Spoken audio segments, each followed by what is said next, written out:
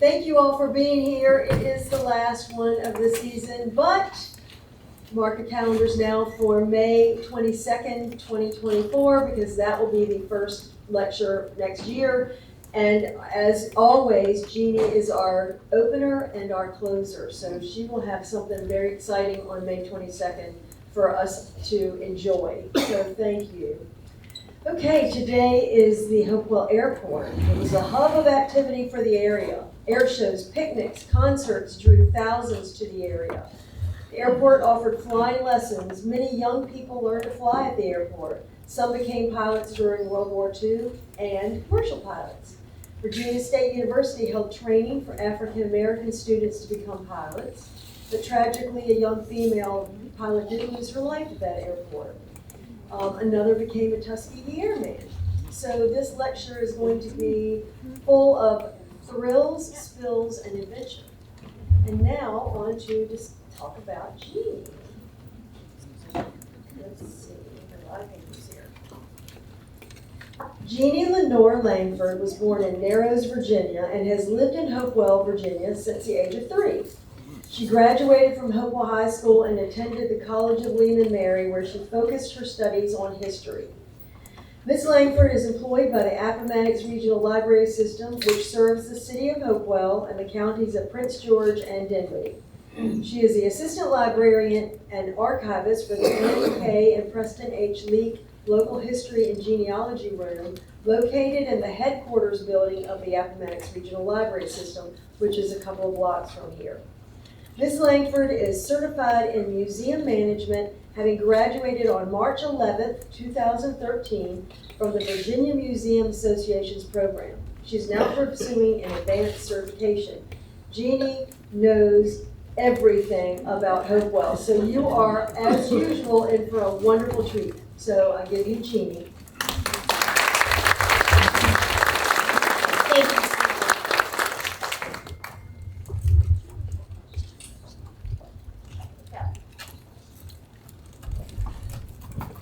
Well, as always, for the past umpteen million years and 60-some programs later, it is my pleasure and honor to be here with you all today.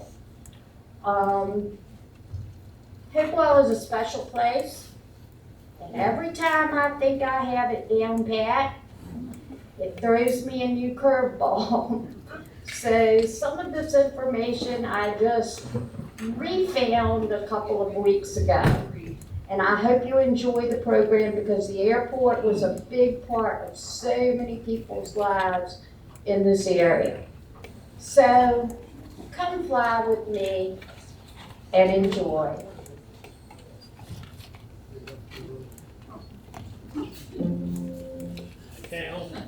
I did. All right. This is one of those recent, like 2 weeks ago, discoveries. Before the airport was built, there were commercial airplane flights by Hopewell Airlines Incorporated. This field was called Cousins Field. And for those of you who are familiar, that would have been in the area of the Moose Lodge. Now, for $3 per person and pre-arranged, you could fly with a pilot who had flown for 15 years and get aerial sights of Petersburg and Hopewell. Safety is assured. See Petersburg and Hopewell from the air.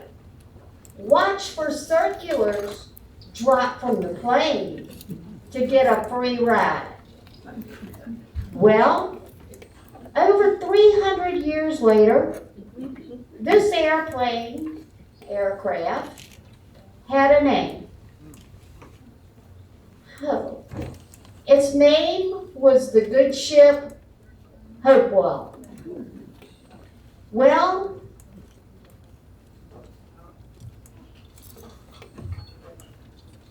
unfortunately, for for the second coming of the good ship Hopewell, it did not end well. It crashed.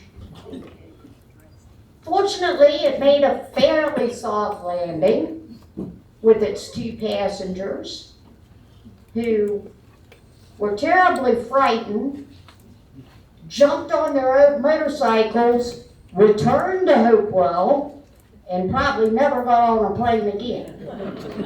Needless to say, the little endeavor about air tours failed miserably and probably frightened a lot of people in town to death.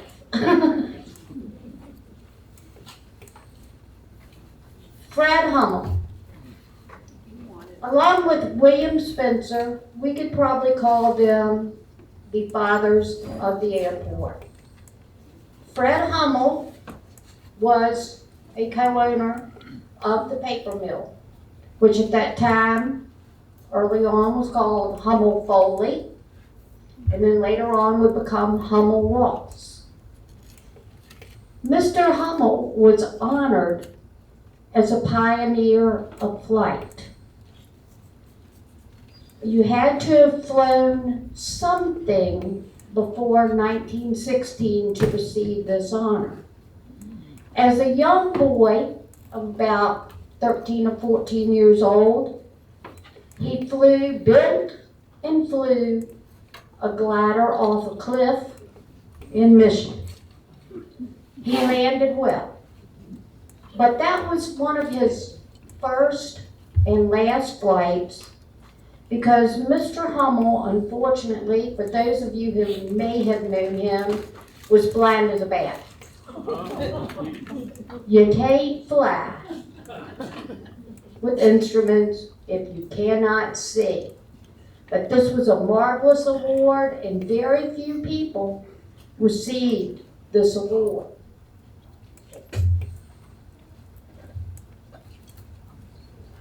But Mr. Hummel ended up being a very fortunate man. He loved flying, and he married a woman who shared his love for flying, adventure, and hunting and fishing. And his wife, Mrs. Mariah Hummel, became the first woman in the state of Virginia to be licensed to fly and land, of course, seaplanes. She was only one of only 44 women in the entire country who were licensed not only to fly the seaplanes, but to fly and land landcraft, as well as transport passengers and goods. So she had all the licenses that could possibly be held. She loved her seaplane the most. And for those of you who knew the Flanagans, that was the Hummel house. They built that. They very much loved Spanish-style architecture. And so that's why that house looks like it does. But Miss Hummel loved her seaplane so much. I don't know if they're still there or not, but she had skids to bring the seaplane up behind the house, and she also had a hangar for her seaplane behind the house. This is Hummel Ross, the paper mill. And what I want you to notice are these little houses here. That was called Hummel Ross Village. These houses housed some of the workers as well as some of the management. Well, they weren't extremely well built. When the wind blew, they were very drafty, but you had absolutely no excuse for being late for work. If you were late, they knew where you were.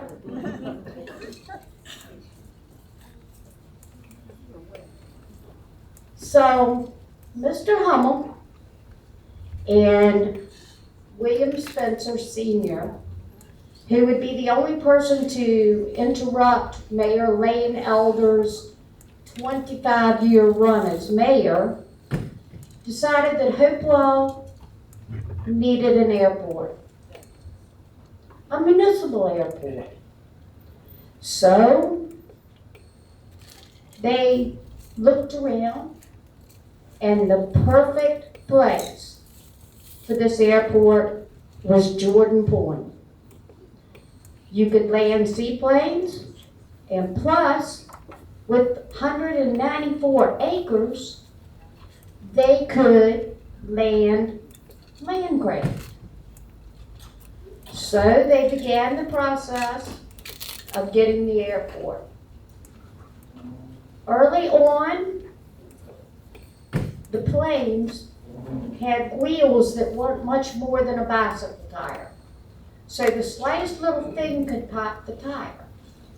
So Boy Scouts, led by Torsten Peterson Sr., went out and cleared off all the corn stalks so that the corn stalks wouldn't puncture the tires. A little bit later on, they will add gravel, and even further down the road, they will become asphalt. They so much wanted this to be special that they built a nice building that had a place for passengers to sit and a lounge for pilots to rest. If you'll notice up here, Hopewell in large letters, that would come in handy later on when the airport was put on the United States flyway. So going north and south, Hopewell was a taking off, landing point, and a resting point.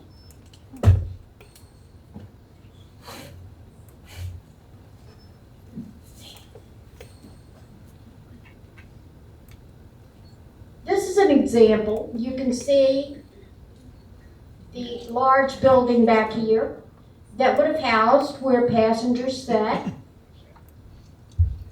your pilot's lounge, multiple airplanes, and a few of the different types of planes that would have landed in there. The building, interestingly enough, for those of you who went to Jordan Point Country Club and then went upstairs, this building, I believe that the building at Jordan Point may have been patterned a little bit after it because you had the spiral staircases and all those nice amenities.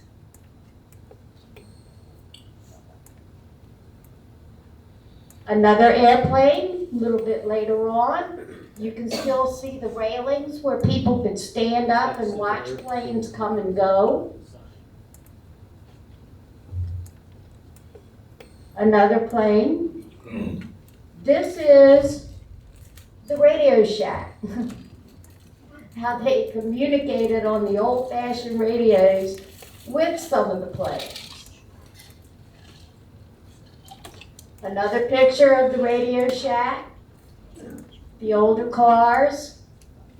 Two young people talking, and of course now you can see all these trees. This was Norfolk, Portsmouth, and Hopewell got together for a good air tour. And you will see, it wasn't Hopewell Airport, Hopewell Municipal Airport. And they came up with some funny names for the food, which some people would probably find offensive today, but Chinese duck, one wing loaf, tailspin salad, exhaust pipe smokes, gas tank tea. We had parachutists, even a lady parachutist. So this was a huge event, and there was a large picnic area out back of the airport where people could come and sit and observe these shows and different events, and it actually helped thousands of people.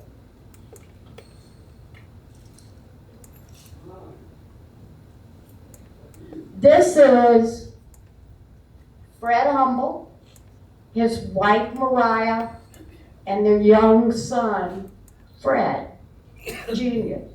This is a Christmas card that they sent out to all their friends. Merry Christmas from the Hummel family, because they had flown up to his other airport in Saluda and hunted geese and ducks. So this was Merry Christmas Hummel style. If you notice the very thick glasses on Mr. Hummel, this is why he didn't fly.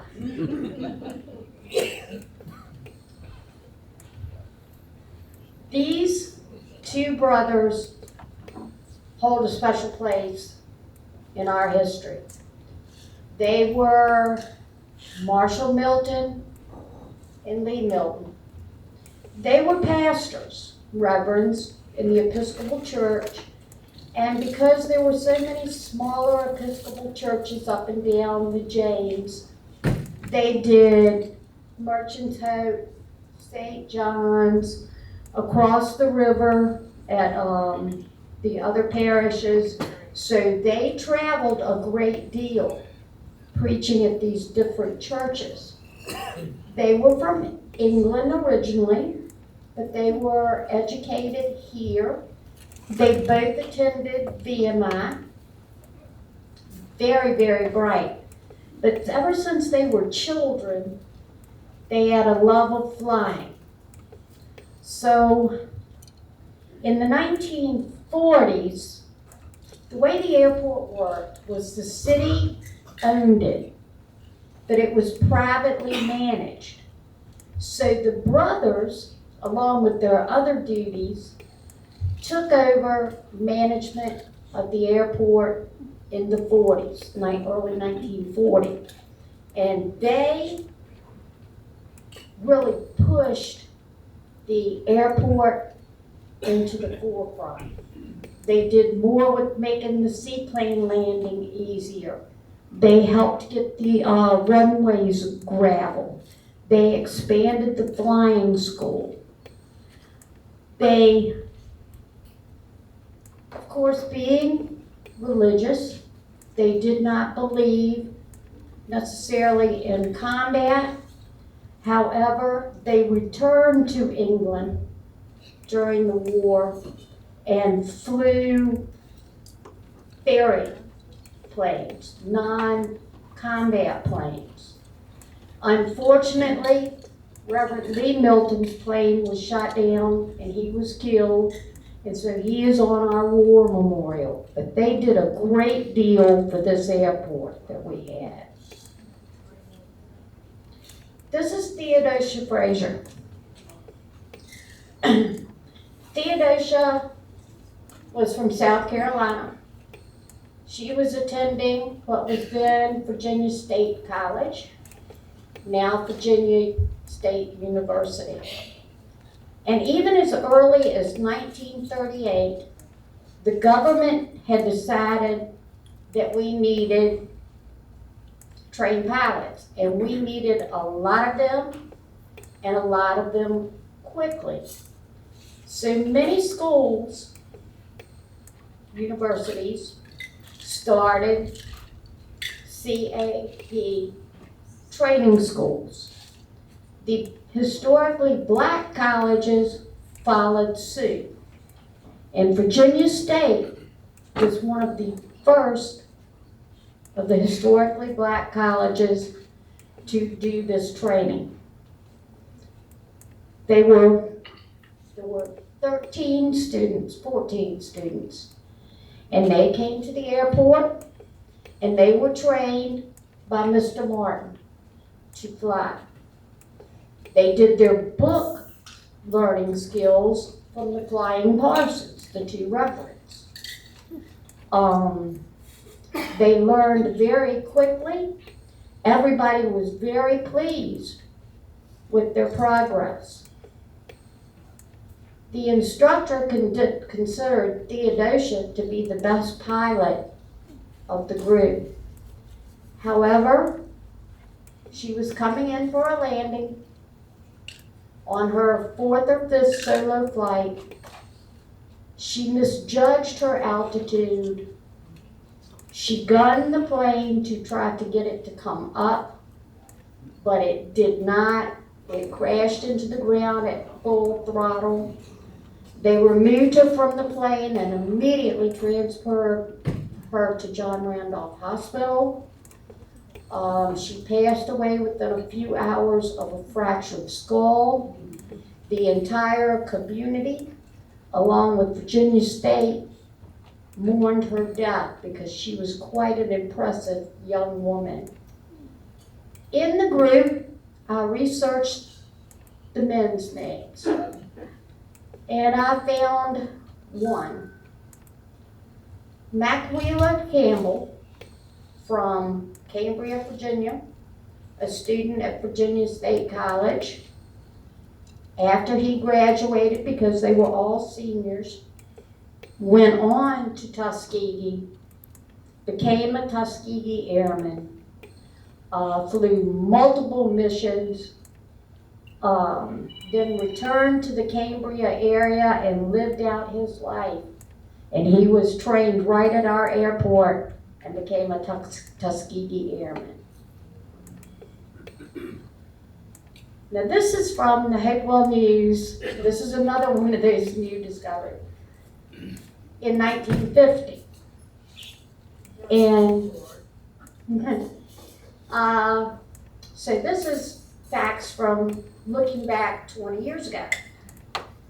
And in 1930, Dr. Hugo Echner, who was the commanding officer of the Graf Zeppelin things and was a renowned pilot. He had done the round-the-world flights in the Zeppelins.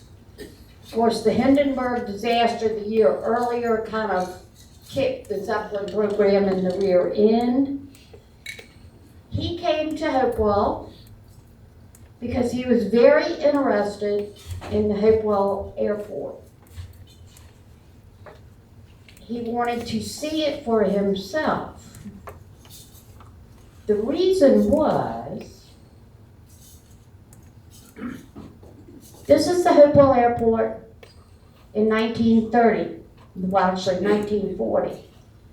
But Dr. Echner described the airport as one of only 2 in the world that was always free of fog due to some type of climate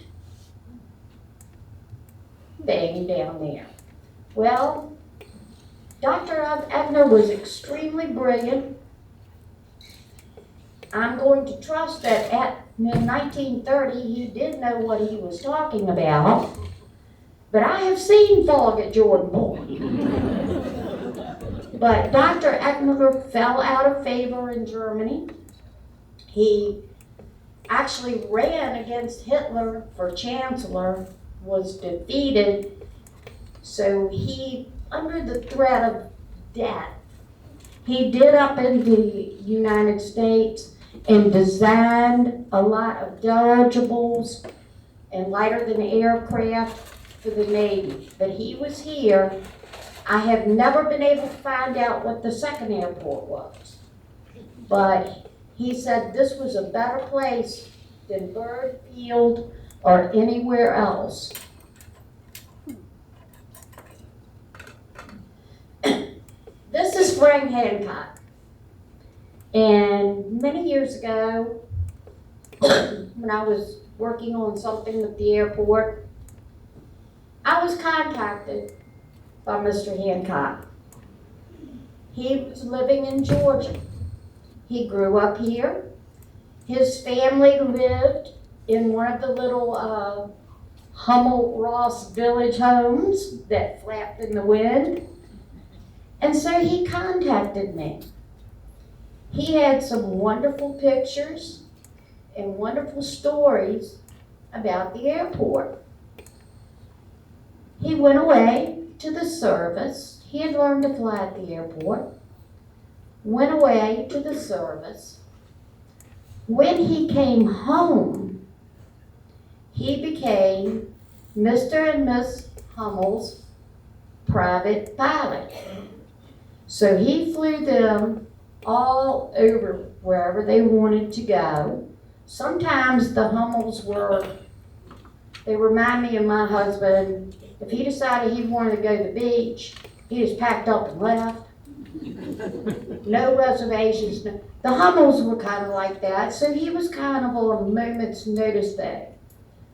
After the Hummels left the area, he went on to become a pilot with Delta Airlines and flew for many, many years. Learned to fly right out there at that airport. This is a group of Hopewell and Prince George young people, young men, who are members of the Civilian Air Patrol. This was provided to me by William Spencer Jr.'s nephew, Fred White. He had a lot of the Spencer material.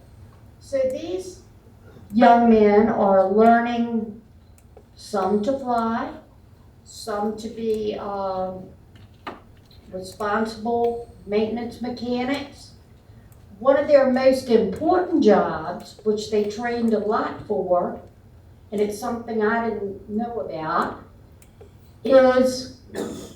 was to, of course, check the rivers for boaters in trouble, different things like that. But also, if blood plasma was needed at a hospital, they flew the plasma. So they were very important. And Mr. Hummel used to hold parties for them in his backyard on the river on Appomattox Street, in a very tight-knit group. Fortunately, there were not too many fatalities at the airport. Young pilots and even old pilots made mistakes. Fortunately, mostly just the airplane got hurt. Once again, now this was a bad one. But these little airplanes like this, and particularly coming in, are not flying that high when they're coming in. So the airplanes, believe it or not, were fairly tough, so they absorbed a great deal of the crash impacts. This is Billy Spencer Jr. He would have been running the airport in the mid-50s to early 60s. His father had been one of the founders of it, and in his things that I was left, we have log books, flight books, who flew, who did what, and he was a very responsible young man.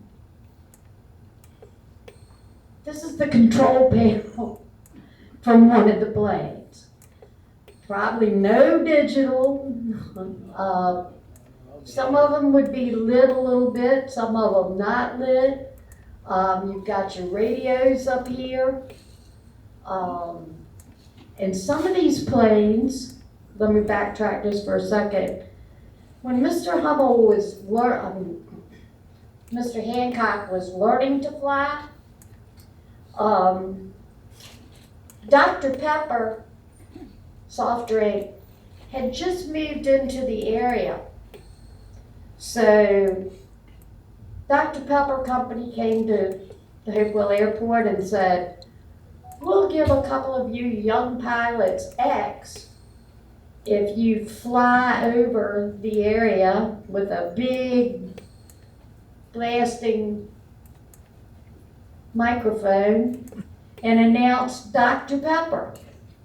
So Mr. Hancock and his friend flew around all over this part of the state advertising the newfound thing, Dr. Pepper.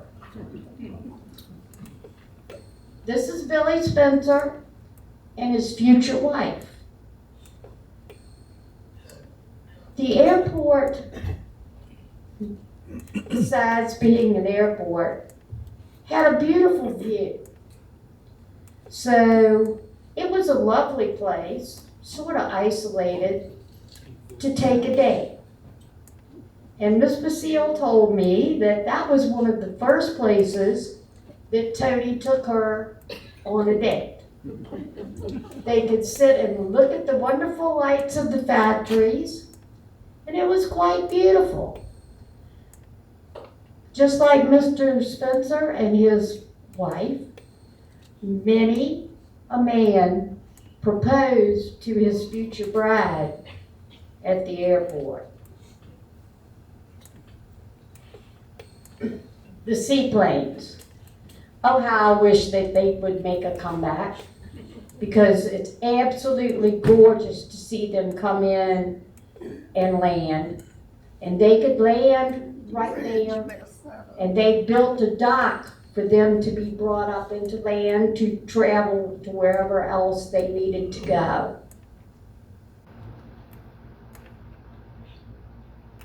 This is a young pilot. I'll turn my wheel off.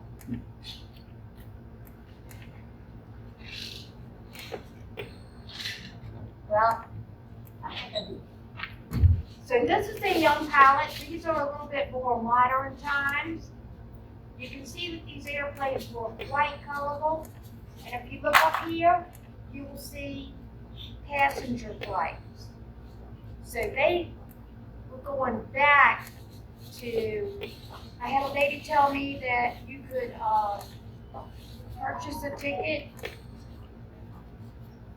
purchase tickets and fly around. They also dropped leaflets to where you could fly free.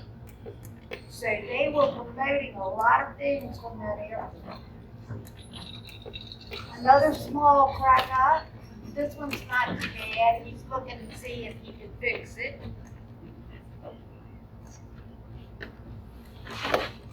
Do you know who this is?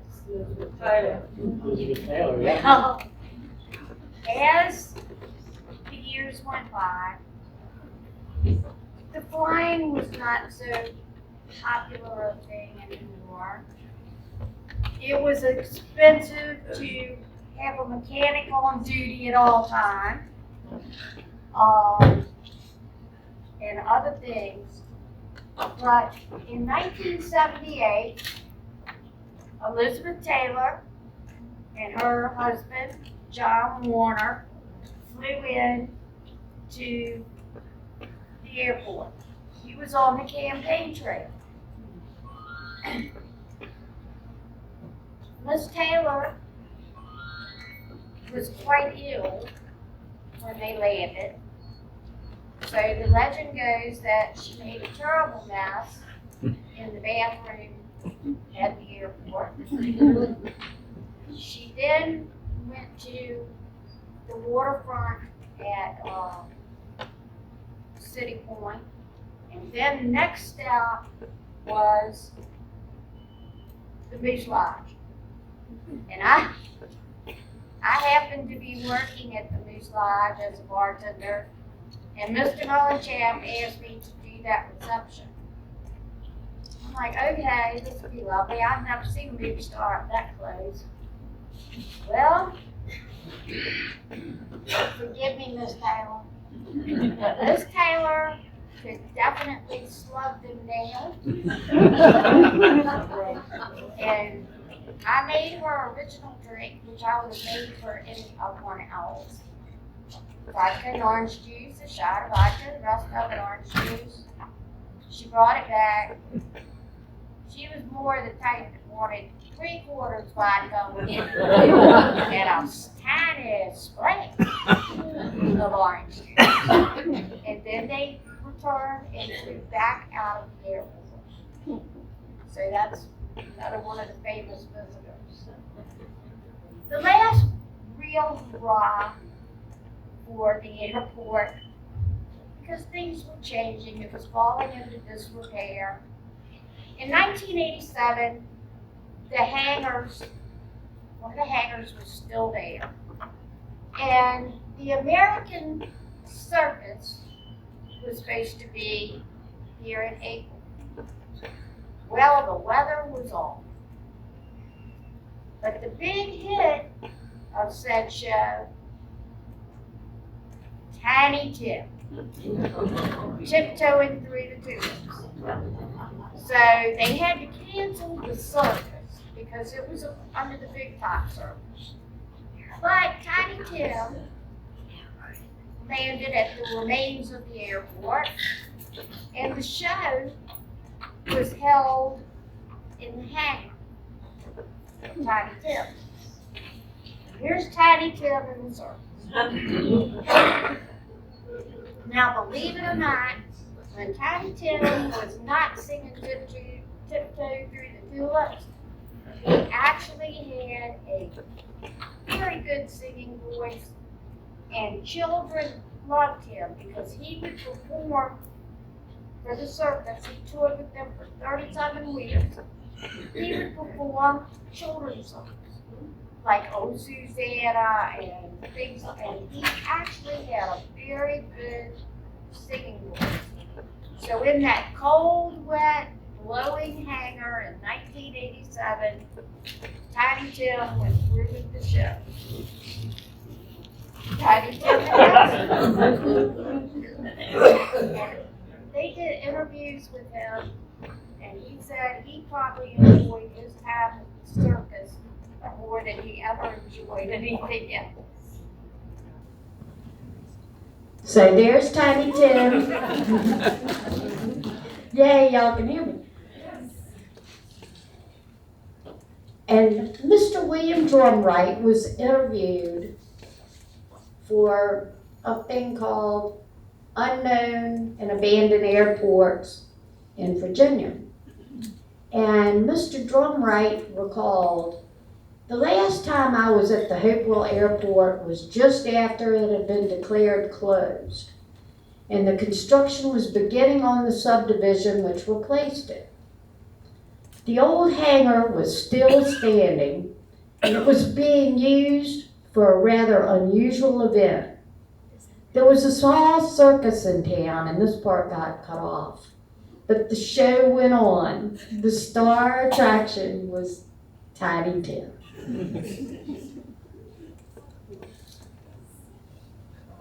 This is where the airport was now.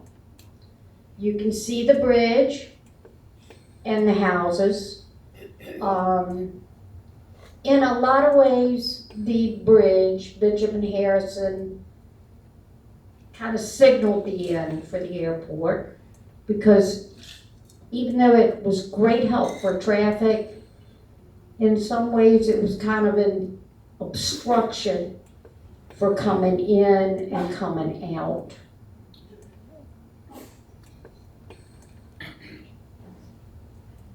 You can still see some evidences occasionally on the shoreline of the airport, of the subdivision, where places to get seaplanes in and out were.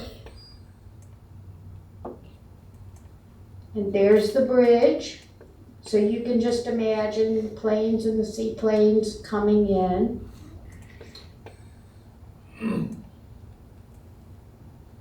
And it's a shame that we lost it. Perhaps if Hopewell didn't do the things that it's always done, the roller coaster rides, it could have been more than it was. But it was a great part of our history. So many of you have memories of it. So many of you took your first flights out of it. Ellen Hunter's mother, Catherine Holsclaw Hunter, got her flying license there. So many young 13, 14-year-old people got their flights out of there, and people who would have not had the opportunity to go up in a plane or even to learn to fly the plane got to do it. A lot of it had to do with the generosity of Mr. Hummel, because he was really good about giving these young people, when they come to the airport, gas money, or say, yes, you can use my plane. So it's an important part of our history, and I hope we keep in touch with it and we don't lose it. And like I said, it did throw me a couple of curves again, because not one but two good ships Hopewell, one with the worse fate than the other. But there are a whole lot of stories. And then for those of you who went out to the Jordan Point Country Club, and at low tide were down at the pool and could look out and see the wreckage of that plane, I don't know if it's still there, but there was definitely the whole nose of a plane right out sort of behind that pool. I'm going to open the floor in just a second for comments and stories, but in October, in coordination with the state of Virginia and Arts Lab, the library is going to be doing a lot of programs involving art for both adults and children.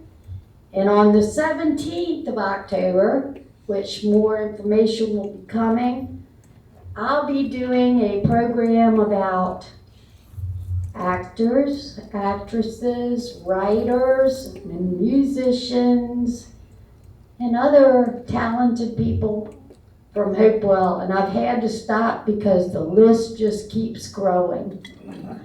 And thank you all so much. I hope you enjoyed. And now, questions, comments? I know you have one about flying under the bridge. Is that right? Thank you, Jeanie. Thank you, Jeanie. As I told you, it would be very interesting, and I think it was. So let's give a round of applause for Jeanie. I would like to thank Brian Manning.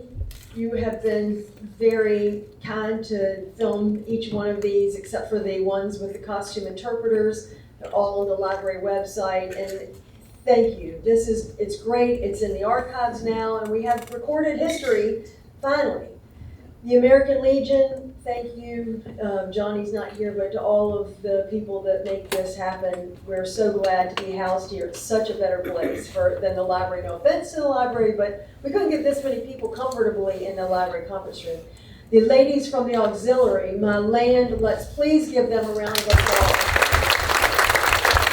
They are our lunch ladies, and we're so grateful because it makes everything more fun. And then my two very special people, Nancy Bird and Jan Rourke. I could not do this without you. They were my mother's right-hand ladies, and they're she said, come up, Jan and Nancy, come on up. Try to get up there and drag you up there. This could not happen without them. By the time I get here, and usually it's at 11, they're already here, everything's set up. So I can't beat them here. I've tried and I can't. I've got here at 1:45 and Jan was here, so these are for you. Thank you.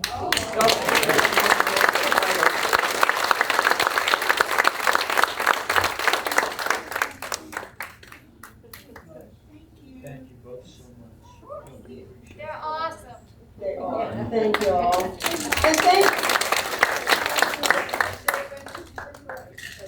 she says, it's been great. Yeah, it is. Thank you all. We couldn't do this without you. So thank you for being here, and mark your calendars. Tom, do you want this microphone? Yes, I do. May 22nd, Jeanie is our kickoff, and the schedule will be out probably in April, as soon as I can get it done. So be on the lookout. Thank you all, and I'll see you next year.